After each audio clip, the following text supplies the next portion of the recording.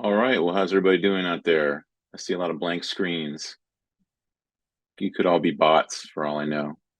Go ahead and type in the chat where you guys are coming in from. Curious where everybody is. Bay Area, good. Buffalo, you guys destroyed my Jaguars. I'm still embarrassed about it. Virginia, right? DMV, Ann Arbor in the house, good. San Francisco, Sao Paulo, bom dia, parceiros. From Alabama, all right. I've been to Alabama many times. Upstate New York, very good. Mozambique, bom dia. Malaysia, I don't know how to say anything in Malaysian. And Cornwall, I don't know any English words either, so I'm not going to say anything. Well, welcome everybody. Glad you're here. This is going to be very free form. I mostly want to have this be a sort of a Q&A. Uh, you know, this emerged from I had questions online. People were like, should I go to grad school? And it came up more than once. And so I was like, well, dang, maybe we'll just do a Zoom about it and just answer questions, and then I'll post it on YouTube and just see where we go from there. It's a complicated question. Should you go to graduate school? Everybody is different. Everybody has different ideas. I'll start with just a few general ideas off the top of my head. You know, grad school really is school, first of all. That I know that a lot of you want to use it to go get a job, and I think that's important because you are more employable uh, going to graduate school, but it is school. So my first thing is, do you like school? If you don't like school, you probably shouldn't go to graduate school. If you do like school, then graduate school is can be a lot of fun, of course. Uh, the second thing is that the purpose of I'll start with a PhD. The purpose of a PhD is to train you how to be a scientist. So a PhD that stands for doctorate in philosophy, and so you're really learning the philosophy of being a scientist. And most of you here are probably geologists. So a PhD in geology is learning the philosophy of being a scientist through the lens of a geologist. But primarily, it's about becoming a scientist. It's learning how to engage with scientific inquiry, learning how to generate knowledge as a scientist would. And in that context, really a PhD is training to become a scientist, first and foremost. Now, there are many people that have PhDs in the world that go out and work in industry, and there's a variety of reasons for that. Maybe they couldn't find a job being a scientist or a professor. Maybe they didn't want to be a scientist or professor, and that's fine. But just know that PhD really primarily is training to be a scientist. It's not training to be an expert in something. It's training to know how to do science. And to that extent, a master's is kind of like that. It's just much more light. It's just shorter. If I could distill it all into one thing, a PhD is 3 publications and a master's is 1 publication. Think of it like that. So you're at the end of a master's, you're not expected to be an independent researcher. You're expected to have had some interest, some experience doing research. But at the end of a PhD, you are expected to basically function as an independent researcher. Now it's a lot more complicated. I got a master's degree, and then I worked for a little while, and that master's degree definitely helped me get a job. Then I went back and got my PhD, and now I'm a professor, and so that all kind of worked out. But I'd like to just see what kind of questions you guys have, because again, all this is so on an individual level. What have you guys heard about going to graduate school? Should you go or not? Hmm. So one thing I've heard is that, um, well, I've heard advice from both points of view, but that it's better to just go ahead and get your PhD is like one side of the thing instead of getting your master's first. And I was curious Hmm. if you had any thoughts about that. Okay, so that's a great question. So should you, if, well, are you interested in becoming a scientist? That's what I would say. You don't know? Okay. So if you think you want to be a scientist, then yes, just go straight into a PhD. That's fine. If not, I actually recommend to some people, if you're not sure if you want to be a scientist, I recommend trying a master's degree and seeing how you like it. Because there's a lot of things in graduate school that you don't really encounter in undergrad. Like for example, sitting around and reading scientific journal articles, right? Have you had to read a scientific journal article in any of your classes? Yeah, okay. So you've seen what they look like, right? So they're kind of boring, right? Admit it. It's okay. They're kind of dry. It's hard to read them, right? Um, or maybe I don't know. I don't mean to put words in your mouth. Did you enjoy reading a journal article? Um, I mean, it depends, maybe. It's definitely I was Okay. also an English major, so there it definitely is different than it's a different kind of reading, and writing. But I think for me, I like am thinking about how to balance like an interest in being a scientist with other interests as well, and wondering if I could still do both. You know, absolutely. I mean, if you're a scientist or professors, we have a lot of freedom. Well, in fact, I like to say professors are paid in freedom because we're not going to be rich, but I have plenty of free time to do all kinds of other things, hang out with my family, and you know, do all kinds of things I like to do. That came at a cost. I sacrificed a lot, and I went to graduate school. I didn't make a lot of money, but now that I'm here, I can tell you it's pretty cool. Um, but I was going back to the PhD thing. One good test to see if your PhD material is to engage in research as an undergrad. Are you still in school right now? No. I'm Okay. working or I'm working as a scientist, but like Okay. uh not like the level one, Okay. so and like a research So facility. but you can do that. So you're working in industry. You can are you in industry like groundwater or something, or what are you? I'm working for the army.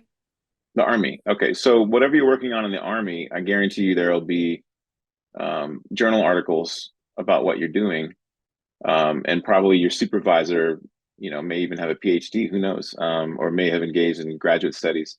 What I encourage you to do is to just sort of immerse yourself in some of the literature in your field and just see how it makes you feel, right? So if you're reading these articles, if you pick up an article, may I ask more specific what you're doing so I can come up with an example? You don't have to give me the place, just like the topic. Uh Cold region biogeochemistry. What region? Cold like soil geochemistry. Soil Soil geochemistry. microbiology. Okay, so soil microbiology in cold regions. Okay, so I mean, I guarantee there's thousands of journal articles that have been written about that. So, just pick up, go onto Google Scholar and search, biogeochemistry of soils in cold regions or whatever you want, and see what comes up. Look for articles that have been cited a lot, and just read a couple of them. And do you enjoy reading it? Do you enjoy engaging with the science? Because science first and foremost is writing and reading more than anything, right? And so that's how we communicate with each other most at the highest level is through writing and reading. We give talks and stuff, but ultimately um, papers are the best way to absorb science in many ways. And so a test for whether or not you think you would be able to enjoy and find graduate studies gratifying is just to engage with those kinds of articles on Google Scholar. I mean peer reviewed journal articles, and just see how you like that, because that's a lot of what you'll be doing as a scientist is reading these articles and producing stuff that feels a lot like those articles. And so that's a good little test. And the other thing is if it's possible to just engage with somebody at work, or you could even volunteer with a professor in your town or something just to help out on some kind of a project where you're collecting original data, um, and integrating that into some scientific question. I mean, that's a good test just to see if you enjoy that kind of pursuit. And if you find it, if your eyes kind of glaze over and if you don't find that interesting, you probably not going to like aren't going to like graduate school. So. But Abigail, Thank you you. had a second part of your question. What was that? It was whether or not you have free time. Yeah, I think you can. I know scientists that spend every waking moment doing science stuff, and I know scientists who have plenty of a life and do all kinds of things and travel a lot, and it's a pretty great lifestyle if you want it to be for sure. It can also be very stressful. That's the other side of it. Once you get tenure, it's much better. Before you get tenure, it can be very difficult to find a job as a professional scientist or professor. I'll tease that. I'm sure we'll talk more about that in more. So more questions. I see another. Let's see, Natalia. Um, did you have?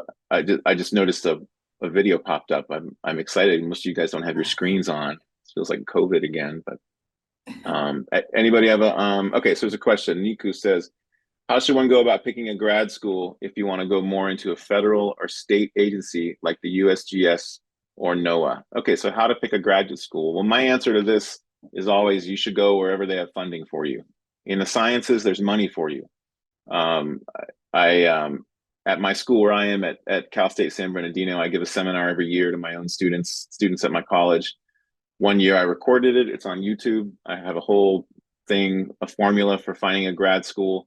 Um, in brief, basically you find scientists, find professors who are doing stuff that you like, and you email them and you ask if they're accepting students. There's a little bit more to it than that. Don't just say, hi, are you accepting students? You want to introduce yourself with a couple sentences, and then you want to say how much you like the research that you saw on the web, try to make a personal connection, and then ask if they're accepting research students.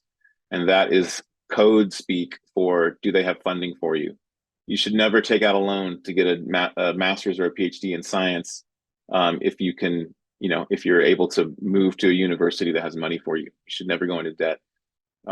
You should find the money. So that's my answer, Niku. You should pick a grad school where they're going to fund you full time to be a graduate student so that you don't have to be in debt. Now, again, you have to have the ability to move. Maybe you can't move. Maybe you have a family and you're in one place, in which case maybe you might have to pay for graduate school. Like at my school, we don't have a huge amount of money for students. So we have a lot of students who are working. They pay their way through grad school. But anybody who can move, I would strongly recommend moving. Plus, it's a great adventure. You get to go someplace new, and and you're fully funded. You can concentrate on being a student. You're not going to get into debt. That's my advice. Um, and Niku, the last part of your question is, if you want to go to a federal or a state agency like the USGS or NOAA, how do you pick a graduate school that sends you there? And the answer is it doesn't really matter. I don't think they care what school you went to or what program you went to. Mostly they're going to care about the topic of your research and whether or not you actually earned the degree. That's probably going to be more important than anything. After that, it's all networking like any other job. So, okay, Crystal has a question. She says, does a non-thesis master's hold the same weight as a thesis master's when going into the workforce? So some of you may not know what that means. There are some master's degrees where you write a thesis, which is a research project. You get original data and you write that up as a research project. And then there are some master's programs where they don't require you to write a thesis. You take a few more classes and maybe you do an internship or two. And I think, and the question is, do employers care about that?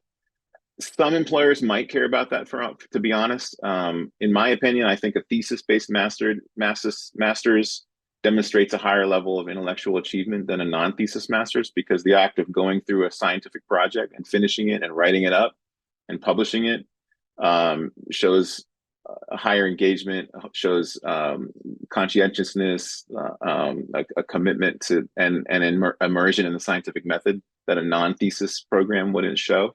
However, there are a lot of jobs where all you need to do is check off the box that you have a master's degree, and that qualifies you for advancement. So it kind of depends on what career you're in and what your employer wants. It never would hurt to get a thesis master's, but if you think a non-thesis is going to be okay for you, I would ask around in your profession if people are going to care about that. Okay. Let's see. I think Natalia, you had your hand up for a while. Natalia, what do you got? I watched my mom get her PhD when I was little, and Okay. I were super burned out. And now at the academia, I'm doing the undergrad. But in Brazil, the things are different. So I am into a 2 years research program already because it's a lot chunkier our programs here.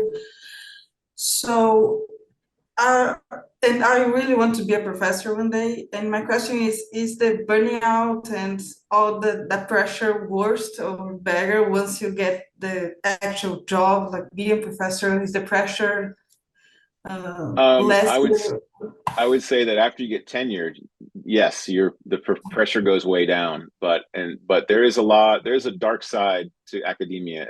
I mean, there is a bad side to it, which is that there's no guarantee you're going to get a job as a professor. It's a very difficult profession because a lot of people want to be professors because it's a pretty nice lifestyle. You get to sit around and think about rocks and teach the kids and have summers to do what you want. And you have a lot of free time. So a lot of people want this job. So you have to really, if you want the job, what I would strongly encourage you to do is find find mentors close to you that can help advise you what to do in your career path to get put to make to put yourself in a position to be a strong candidate on the job market. There are a lot of people that get a PhD and they're not thinking about getting a job while they're getting the PhD. They think about it after they're done. So while you're getting a PhD, you should sit down regularly with your advisor and say, I want to be a professor. What should I be doing right now so that when I apply for jobs, I'm competitive? Here's an example. You should be publishing papers right now, right? So you should everything you do should be towards a publication so that when you graduate, you have one or two publications. That's a good start. You should be serving on committees. You should be applying for jobs. You know, there's a lot of things that you can do right now that are going to help you get a job down the run. It is difficult to do it.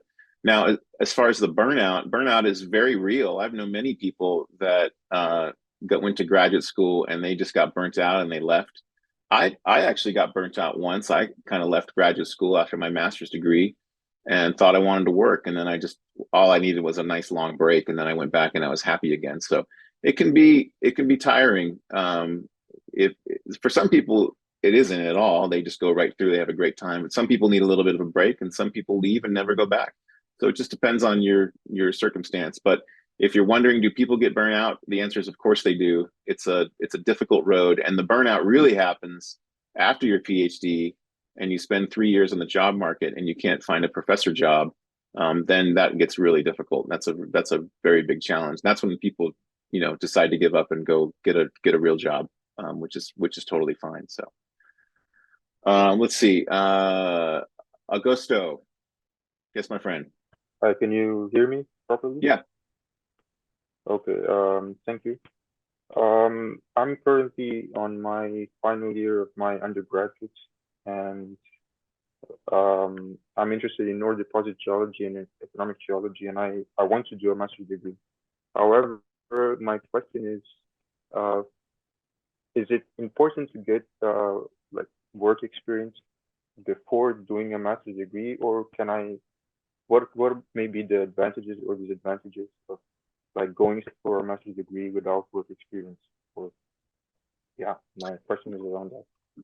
Sure. That's a great question. How would it help you to work before your master's degree? Well, first of all, you may decide that you really like working and you don't want to go be poor again. So that's one thing. When you get a job, they pay you for it. Another advantage is once you're in your job and you're in your profession, you might be able to understand exactly how a master's degree would help you in your profession. You would know what kind of project to do that would help advance you in your profession. And like for example, let's say you're getting ore deposits, right? So maybe you go into ore deposits and you think maybe lithium is really hot right now, right? I need to learn about lithium. But once you're working, you realize, wait a second, all the money is in silver mining or something, right? Maybe you didn't know that, but you had to go work behind the scenes and sort of see how the industry works. And then you're like, oh my gosh, I don't want a master's in lithium. I want a master's project in silver because that's going to really put me in a good position for my career. So those are two reasons. And so let's see. First of all, you get paid, you get more information about your profession. Also, you just get to be in the job, and you might realize that you don't like your job and you don't like that career path. And so a master's degree is a good way to change your career path. You'll never know that until you go work for a little while. You know, that's valuable information. I mean, I found that out. I worked in industry for a year, and I didn't care for it. I wanted the freedom of academia, so that's why I went back to school so I could, you know, have a little more freedom and do what I wanted, because I'm a little bit of a brat. I want to do what I want all the time, and so I don't do what I want all the time, but I think I do what I want more than if I worked in a corporate job for sure. But that's just my personality. So, all right, let's see. We have a couple questions in the chat. Amanda, I see you. I'll get to you in a second. Let's see. All right, Luis asked, what if after carefully choosing your supervisor and your funding for your PhD, things don't work out? What are some options if you want to continue? If things don't work out, meaning like they don't have funding for you, I don't think that ever happens. If you get admitted to a school and they commit to you for, say, 5 years of funding, you'll get 5 years of funding. Now, if it doesn't work out because you don't like it, that's a different story. All you do is just leave and go do something else. So, you know, your options depend on what you did while you were there, I guess. Did you network while you were there? Did you finish your degree? You know, a lot of times when you're a PhD student, along the way, they grant you a master's degree. People don't realize that just about every PhD program, after year 2 or year 3, you do your oral examination and they give you a master's degree for nothing, basically. And so a lot of people take that master's degree. If they're burnt out, they can leave with a master's degree at least, and you can go off into the world with that at least, even if you don't have a PhD. So let's see. Crystal, do grad students typically propose a unique thesis, or is it more of a branching off of research conducted by the advisor? That totally depends. If you have an idea you want to do, I would talk to people about it. Frankly, I would advise you take a project that's already figured out for you, because the professor will have thought it through and they'll think, I have a project that I think Crystal could finish in 2 years, and I'm going to give it to her. And you know, or if it's a PhD, the same kind of a thing. You know, that's what when I got my PhD, that's what I did. I went to advisor and I said, "What are you working on right now? What can I get involved in?" And he told me, and I picked one of the things he was already doing. And you know, the thing is, it becomes your own once you start working on it. It totally becomes your own. And the thing is, I'll say this about graduate research is, it's actually not that precious. I think a lot of people are like, what am I going to do my dissertation on or my thesis? It actually does, in the end, it kind of doesn't matter, because once you do it, you're graduated and you can go on and do whatever you want. So you can do somebody else's project, but you're going to earn a PhD, and that'll get you certified as being a practicing scientist. And then you go and do whatever you want. So if you think of a PhD actually as I heard it described as a union card. That just means a little ticket that allows you to continue. So your PhD is a ticket that allows you to go do more science. If you think about it like that, then it really doesn't matter what you do as long as you finish it. And again, no matter what you do, I promise you, it will feel like yours by the end of it, because no one else will work as hard on it as you would, even if the idea came from somebody else. So Asante, and then we'll get to Amanda. Asante has a question. What are some of the best and worst characteristics that professors evaluate when selecting non-US citizens who live overseas for a master's program?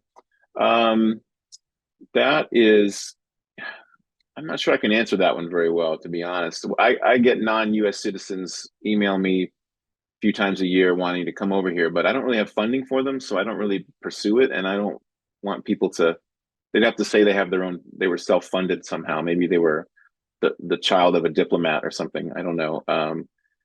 But the US has many overseas students. I would say I would just, you know, apply. My philosophy, as I said earlier, is you want to email people and try to establish a relationship with them via email, ask for a Zoom meeting with a potential professor, and just start talking to them. And then see where that goes. I don't think that, I think professors are looking for students overseas, they're looking for the same things they're looking for in domestic students. Did you achieve in undergrad? Did you have good grades? Do you have good, GRE for those places that still require that? Did you do research? Do you show intellectual promise? Do you seem like you'd be a good person to have on a research team? Those are the same things that apply to everyone. I would say that one of your challenges is going to be that international students are more expensive because you always have to pay. The university will pay your tuition, and that tuition is always going to be out of state tuition for state universities. And also there's additional fees and getting in visas and stuff. And so it might be a little bit more expensive, but you just have to counteract that by being a fabulous applicant, I would say. Okay, Amanda has been waiting for a while. Not a problem. I've got kind of a two-part question. Okay. So first one is I did a lot of my undergrad research in like Southern Death Valley, and Okay. I really enjoy that area. If I apply for grad school, should I look for somebody that's specializing in that area, or should I be close to the area, or just kind of, yeah. Okay. So the first answer if you like that area, and that's what really inspires you. Remember, as I said early in this Zoom, you're going to be picking up scientific journal articles, right? You're going to be listening to talks. You're going to be doing all these things. It's a lot easier and more sustaining to pick up scientific journal articles if the topic is something that really gets you excited. And if you're excited about Death Valley, I would ride that emotion into a graduate program with someone that works in that area because you're going to enjoy it more. You don't have to, of course. Again, the priority should be finding funding, right? And so if you can find funding in Death Valley, that's great. If you can't find funding and it's another project, but it's kind of similar, then that to me is second best. Maybe you don't need funding. I don't know your situation. And I think the second part was, what if you work with someone that doesn't work there in that area? I think that's kind of related. Again, if they have funding for you and you like that professor, I would just go for it. You can always, is this for a PhD or a master's? I don't know. Okay. I'm married to somebody that has his PhD in computational chemistry, and he's kind of pushing me. So. Okay. Well, good. Then if it's a PhD, it can be longer. You can find someone that doesn't work in Death Valley, and then once you're there, you can do a project in the not Death Valley place, and then propose part of your thesis to be in Death Valley or something. So it's all very, again, it would depend on the professor. You should bring that up to him or her, whoever you want to talk to about that. Okay. Then I have another kind of specialized question. So I was able to graduate during COVID, and I did my field camp online. Is that something that would hinder me from applying to grad school because I didn't do actual field camp? No, I don't. I mean, it depends on what you're applying for. If you're applying for if you want to demonstrate that you're ready for graduate level field work, I can see how somebody might not like that. Somebody might raise a red flag. But again, my philosophy is to email people and establish relationships with them before you even apply. That way you have somebody advocating for you in the admissions process. And if somebody really wants you to come be their student, then they can tell the admissions committee, I know that Amanda doesn't have a traditional field camp. She has a COVID field camp, but I think she shows a lot of promise and I really want her to be my student. And that's how you counteract that. And of course, the other thing is you just tell them, hey, it was COVID. What do you want from me? It wasn't my fault. But you might want to maybe look into taking where are you physically? Bay Area. Bay Area. So maybe call up, go up to Sonoma State or something and take a field camp with them. Can you do that? I could. I just don't know if at this point in my life, I want to do a 6-week field camp. Well, a lot of time, like where we are, Sonoma is a Cal State. You might want to ask around. We do at Cal State San Bernardino. We don't do a 6-week field camp because most of our students work for a living, even our undergrads. And so what we do is we have these little 2-week little snippets so people can do 2 units at a time, and it works out for our students. And a lot of the Cal States are like that. So for your specific situation, why not just call around email different departments, Sonoma State, East Bay, San Francisco State, I Sacramento went to State. SF State. We don't have field camp there. Okay, all right. So email. I mean, shoot, you just come down here, to do a San Bernardino thing, so, and that'll help you knock it out without having to do the full 6 weeks. I never did a field camp either, and I'm now a geology professor, by the way. So full disclosure. So, but I'm not really a very good mapper. Thank you Okay, very much. Let me go look in the chat here and see what other questions we have. Nyla asks, is it okay to apply to just one grad school if you feel their projects are within your field of interest, or should you apply to more than one? A great question. I would say this. Again, I'm repeating myself. You should always email professors before you apply anyways. If you do that and you find one professor who really likes you and you really like that professor, and they have funding and they really want you to come be their student, then I would say, sure, just apply to that grad school, because you're going to get in because that professor is going to pull all the strings necessary to get you in. As long as you meet certain whatever baseline admission requirements that school has. But that's the best solution is to contact people ahead of time.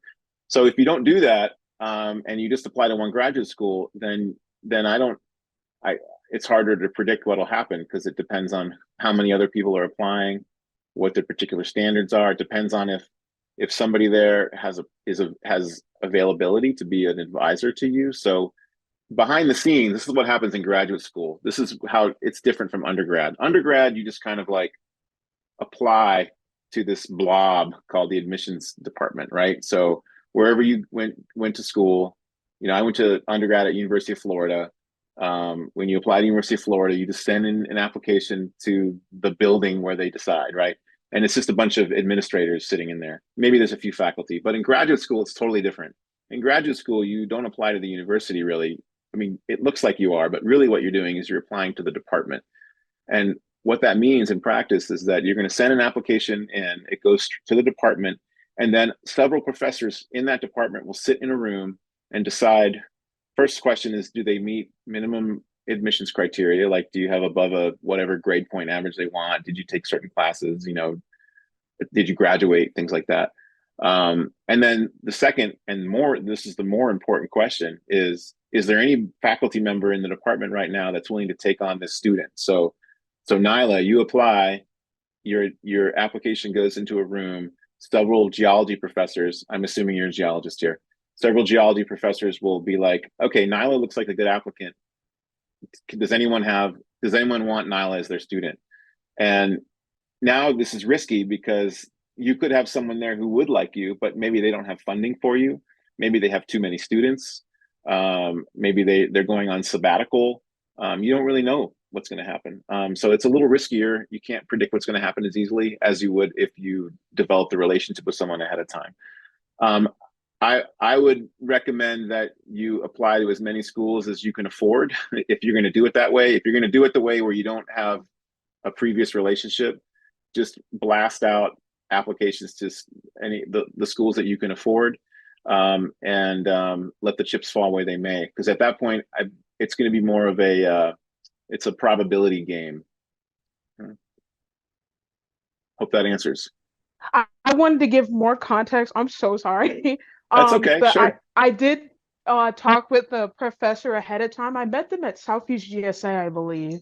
Okay. And Good. they told me to contact them about grad school. So I did, and we had a Zoom meeting a couple days ago and talked about the projects that I could possibly do if I were to apply. So that's the only reason why I was asking, should I apply to more than one? Because undergrad's a little different than graduate school, so I don't know Correct. if it's the same basis and whatnot. So she was seemed very interested to have me there as a student and whatnot. I just was curious if I'm set on wanting to go here.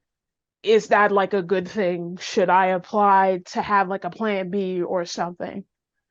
Okay, so if you really want to go there, then I would just apply there, and that's good. I mean, your situation sounds desirable for a lot of people, right? You have a contact, they want you to come, you like the project. I'm going to assume that there's funding for you. Yes. Did you talk about funding? Did you Oh, talk about 100%.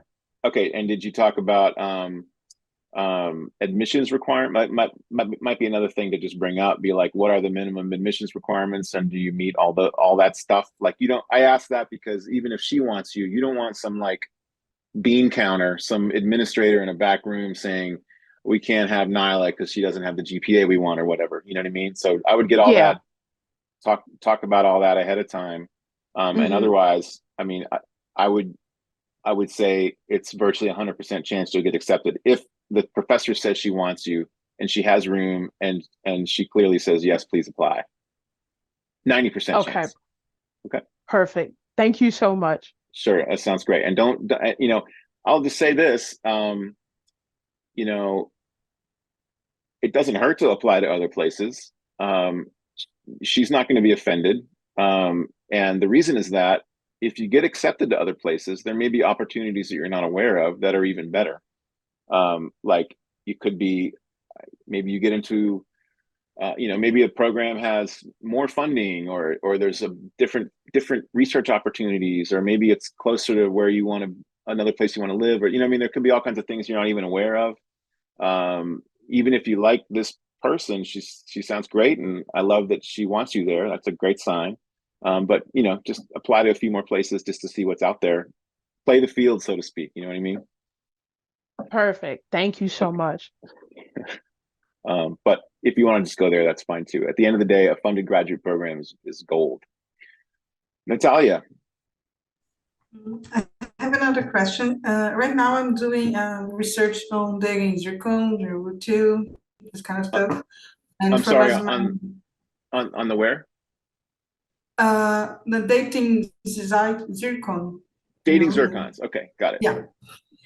So for my master's, I'm actually thinking about diving into isotopic geology. And my question is, once I'm there and I finish it, and if I don't like it, or is it frowned upon changing my subject from the master's to the PhD? Like for my PhD, I decided I want to do structural geology, or I don't know, something else, still geology, but other things.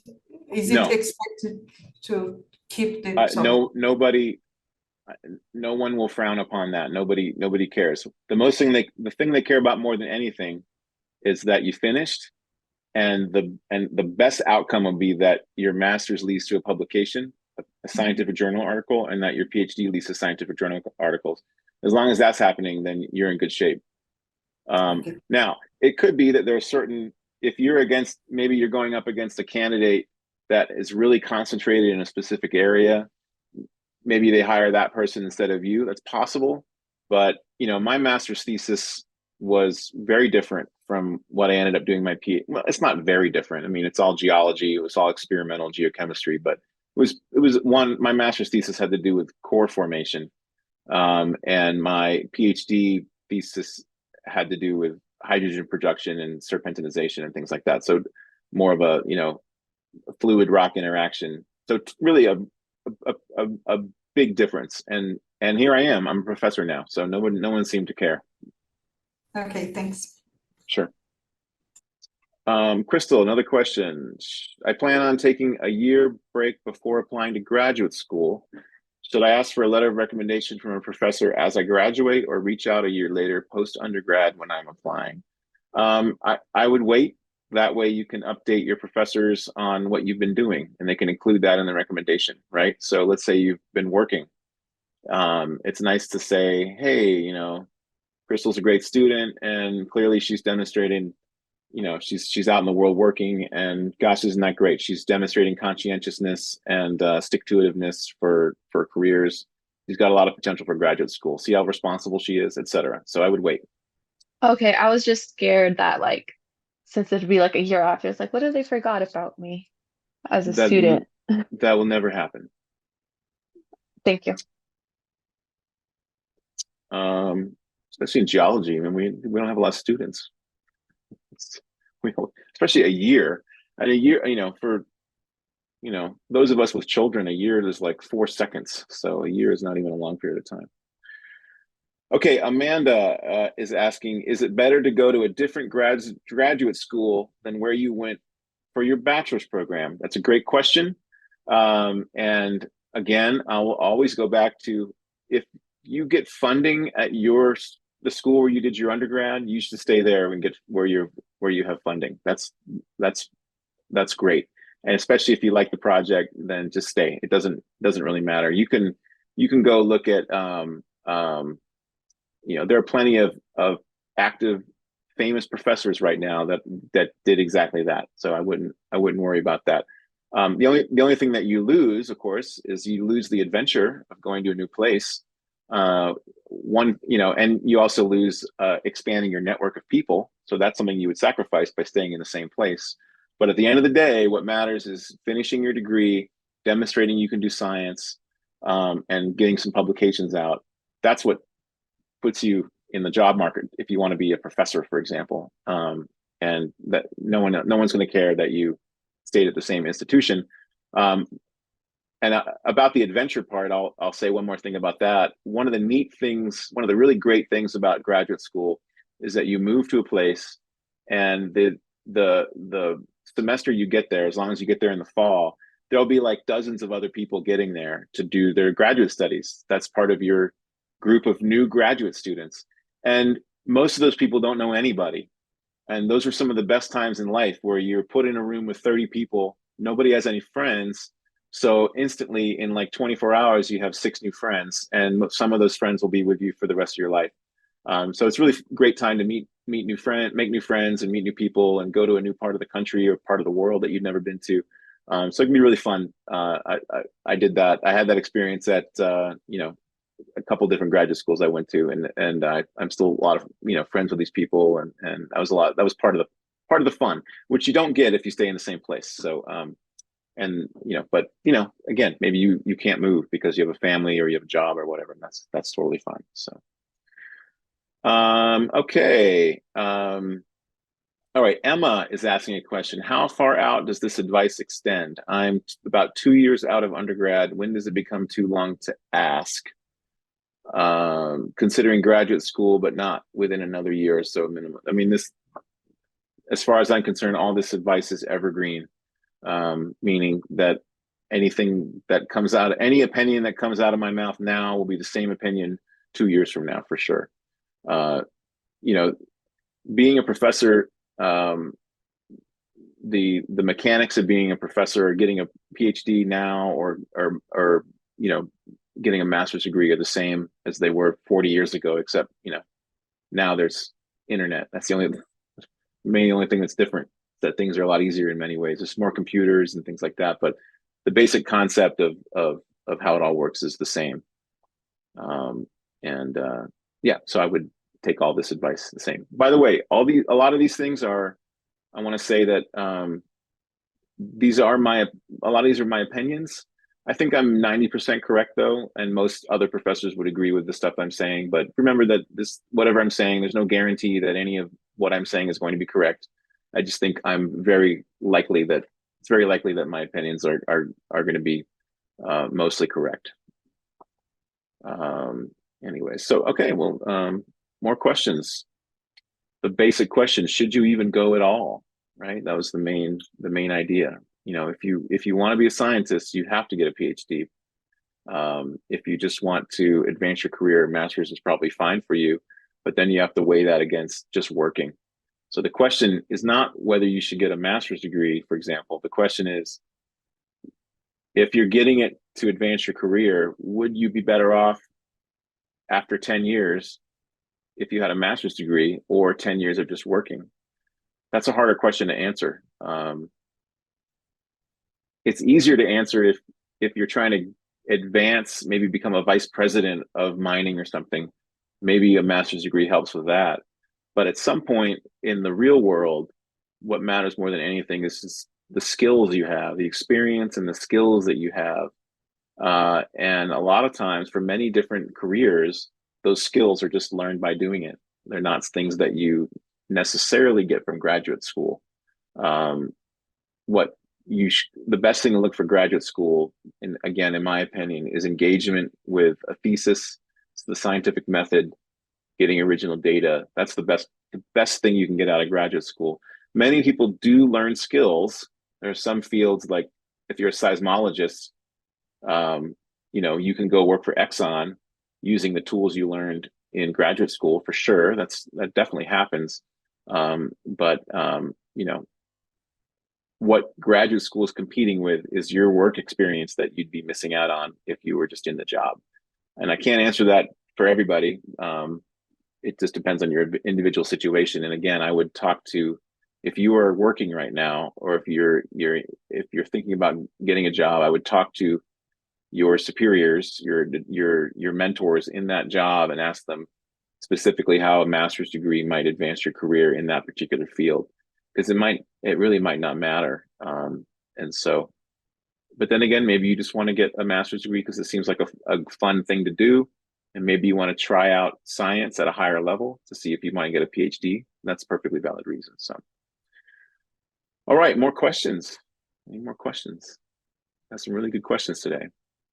Any comments out there? Anybody out there that I invited people that have graduate degrees to join us? If there's anybody out there that has any comments, maybe I've left something out, maybe I'm wrong and I need to be corrected, that'd be fine too. Let's see, Dylan's got a question. Sure. When's a good time? So I'm not going to apply to graduate schools this year or this coming semester in the 25 fall, but in 26 I would like to enroll. When would be a good time to reach out to an advisor or somebody in admissions or something like that? Because I know, the deadlines are now in January and December for the 25 I would say fall is a good time, because the deadlines typically are, some of them start in January, some of them are going to, some of them are, I think, even in December. So I would start, fall is the best time to get in touch with people. But anytime is fine. Again, if you're using the technique where you're contacting individual professors, you can contact them anytime. And a lot of times you could get admitted, like in our department, we admit people in the spring, so we admit people in the fall or the spring, and pretty much every program will do that. So it doesn't really matter. I would definitely recommend starting in the fall cycle, just because that's when the cohort of graduate students get there, and usually that's just a little bit better. But it doesn't have to be like that. That's not required. But yeah, so the answer to your question is, I would think sort of early, like late summer would be the ideal time to start reaching out, because that gives you plenty of fall, not late summer for the following fall. Correct. That's right. Okay. Thank you. Sure. But that's just a guideline. That's not a rule. Let's see. There's another question. Natalia is asking, is it mandatory to contact a professor? Does this reduce the chances of going to university?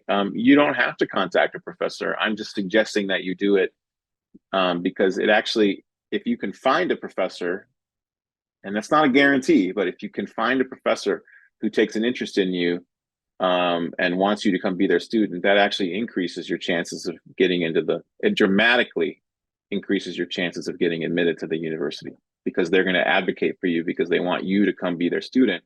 And that's how graduate school works, is professors connecting with individual students for research projects. So that's the main mechanism for how you get admitted. That's why I advise that. The question, does it reduce the chances of going to university? I think, Natalia, do you mean that if the professor doesn't respond to you, does that reduce your chance of getting in? I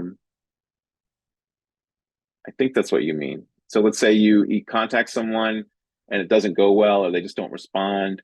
Does that mean you now shouldn't apply to the university? I don't think that's necessarily true. I think you can still apply. However, if that professor does, if let's say you want to do paleontology, okay, and you apply, you want to go to the University of Colorado. So you go to the website, you find the paleontology professor, and there's only one, and you email that person and they don't respond to you.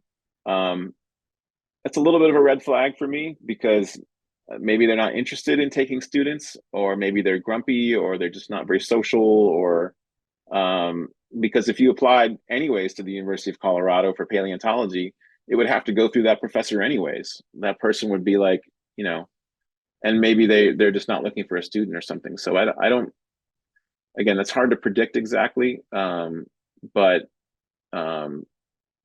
it's probably not a good sign. Let's just say it's not a good sign. But I wouldn't tell you not to apply. You could apply anyways if you can afford it. Let's see. Oh my goodness, old friend Simon is here.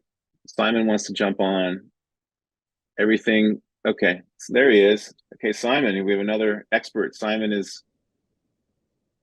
Are you tenure track? Are you tenured now? Well, we can talk about that. Hi everybody. I'm associate professor in neurology department. So I'm over on the other side of things. And I would just say, first off, that like everything that Codi's been saying, I've known Cody for a while, and everything he's been saying about this process is 100% applies to not just the geological sciences, but in basic sciences, but also to health and social sciences as well. So reaching out to professors, really engaging with the process, reading papers. There's an old adage that you should just sort of try to be the next thing on the rung. So if you're an RA, act like a graduate student. If you're a graduate student, act like a postdoc.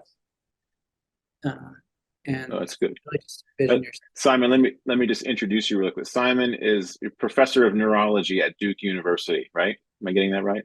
Yeah. Yeah, good. Okay, just want to make sure everybody know that you are a prof. Okay, yeah. Please continue. So, and I really don't have too much to add besides saying that one way of engaging with that process is like Cody's been saying, thinking about your funding and where it might come from. And if you're going to go more on the health science side, start looking into NIH and things like NIH Reporter.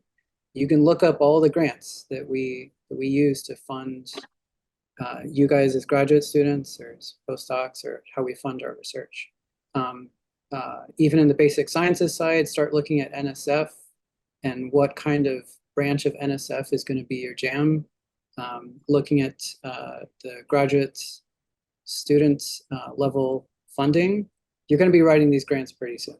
So I think getting used to that, and being in a health science side, I'm in a health science department. I'm in med school, and for me, I do write grants to pay my salary. That's sort of how things go in med school side.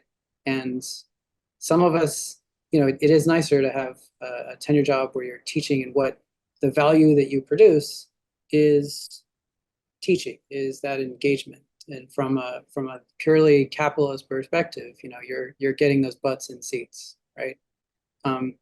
The other way to do it is on a med school side, either be an MD and see patients, or generate your own funding from grants.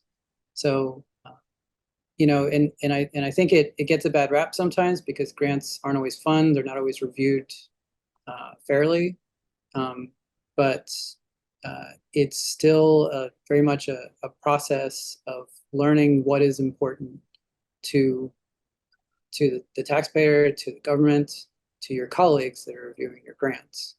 And you don't have to wait till you're a PI to be writing these things. It can be very helpful to start. Let me just jump in. I'll mention that one of the best things you can do is apply for one of these, as a geologist, or I'm sure it's the same with NIH. As a geologist, you get an NSF grant. It's called a graduate student fellowship program or something. And that is money that comes from the National Science Foundation that follows you no matter where you go. And you become the golden child because everybody's going to want you in their department because you come with your own funding. And you apply to do that, and you apply to work on certain projects. NASA also has a similar kind of a thing. So a lot of the geosciences, I know people that have been funded through NASA student fellowships as well. So that's a great thing to do. Of course, you have to apply for it, and you have to write, and then you have to brave being rejected, but that's a great option. Okay, Augusto has a question. Okay, let's suppose I have a research project of a ore deposit here in Mozambique. would a professor from a university in the United States would be interested in taking a proposal from a project of a whole different country? Like, is that something that happens? I mean, geologists work all over the world. So I think if you had, here's what you have to offer, uh, Augusto, is that you have local knowledge of the field sites and the culture and the language. Do you, you know, if you have a particular ore deposit in Mozambique, I would find professors that work on that same style of ore petrogenesis and email them and be like, oh, so you like what kind of mine are you working on a mine right now? No, but for my honors project, I field work on copper and gold occurrence in a province here in Mozambique. So I Okay. collected samples. So I know the area a little bit. So Great. So I would go to Google Scholar and first of all, Google your field site and see if there's anybody that's working on it, that's published on it, and then email those people and say, hey, I've been working on this site. I'd like to do a master's thesis on it. You know, I live here and I know the site really well. And I think maybe I'd be a good addition to your team as a local guy, you know, and you know, so you could do that, or you could do it more general. You could, if it's a copper gold deposit, you could email people that work on copper porphyry deposits. You know, Arizona, for example, there's a lot of people in Arizona working on copper porphyry deposits, and so you could email them and say, hey, I've worked on copper porphyry deposits. What you're doing is you're establishing a connection with somebody, saying that I'm doing this, you're doing this. How about I come be your student? Because doesn't I sound like a great student? And so that's the kind of thing that's how you could use that. And then hopefully somebody has a slot for you and somebody would be interested.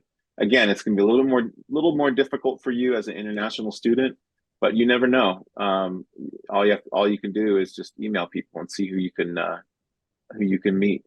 I would advise you that when you email them from overseas, I would add a couple sentences like, I know I live in Mozambique, but I'm perfectly happy to move. And you know, maybe you need a little help moving or something. I don't know, but you might want to just talk about moving. Just say that you're willing to move and you'd be excited to move. So something like that, because that's going to be a little bit of an issue. So. Okay. Thank you. Simon, do you get a lot of international students? We do get a lot of international applicants, and sort of what we do with them. We try to, identify the funding sources for them. Our typical funding sources for graduate students, if they're self-funded, are the NSF GRFPs or the NIH pre-doctoral NRSAs, so F31s. Those are, it is worthwhile if you're an international student to look ahead of time about what kind of grants you can apply for as an international student at a US university. You are more limited fundamentally. So you can apply for, there's not many NIH grants. There's some exceptions, but you'll be more limited, and depending on how flush that lab you're applying to is, they may or may not pull the trigger on accepting you as a student based on it. If you can anticipate some of those needs and say, here I have a draft of an NSF GRFP, or here's an idea I had for being able to fund this other kind of grant. You're just speaking their language, right? And you're showing them that you understand how the process of academia works and how you want to help pay your own way. That goes a long way, I think, at least in the kind of work that I do. Absolutely. And, if there's a way, I know this is not easy, but if there's a way to go to a conference and meet somebody in person, that's another way to overcome the international barriers, is to show up. I know it's expensive, but if it's possible to do that, if you're in Mozambique, maybe there might be an international conference in South Africa. Maybe you hop in a car, go down there, and just shake hands with people and introduce yourself. That'll take away a little bit of the mystery of international students, right? So that's another thing you can do. All right. Well, I gotta go. I gotta go be a parent. This- My kids are, the kids are all getting home, and it's just my wife and my kids, and I want to keep my marriage good. So, any last questions here? Any final questions? Happy to hang out for a little bit. All right. Oh, Dylan, you got a question? No, I was just gonna say thank you for your time and your great Instagram posts. You're welcome. You're welcome. Good luck with everything. Yeah, also just to say thank you. We usually don't have opportunities to talk with, like here in Mozambique, we don't have many opportunities to talk with you guys in the States. And I also follow your Instagram posts, so it's always interesting to be able to talk with you. So thank you so much. You're welcome. Good luck. All right. Thank you, everybody. Thank you. All right, Noel. Good luck with everything.